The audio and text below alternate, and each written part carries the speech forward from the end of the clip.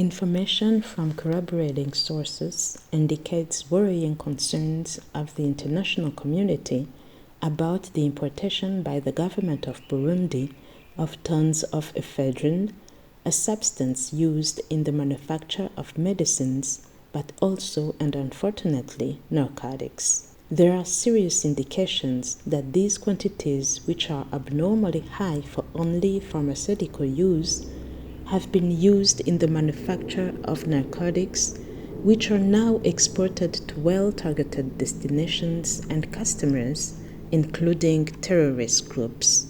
The INAMAHORO Movement deplore with all Burundians this new development, which further tarnish the already very poor image of our country in the concert of nations, and fears that these allegations are not gratuitous, some of our Burundian authorities being regularly singled out in this kind of traffic as those who profit from the crime.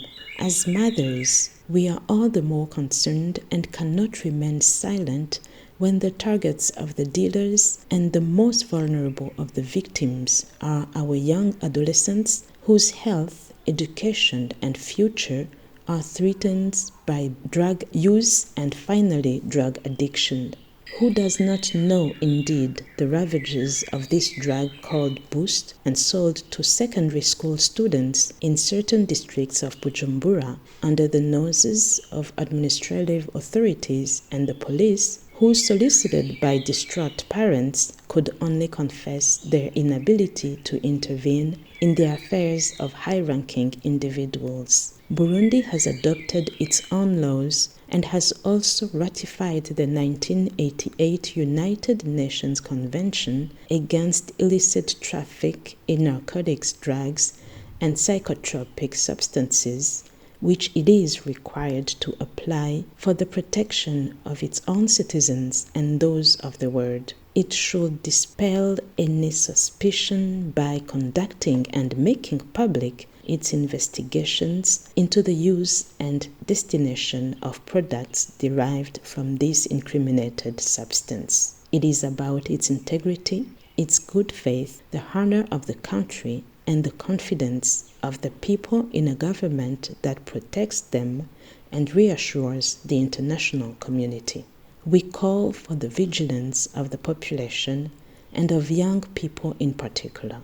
Drug trafficking is one of the most lucrative businesses whose networks enjoy the cover and protection of white-collar criminals who have no qualms about selling you death. Finally, we urge the government to use all its administrative services, the police, and the judiciary in the eradication of this scourge, which is not only national but global. The health of our youth and the future of our country are at this price.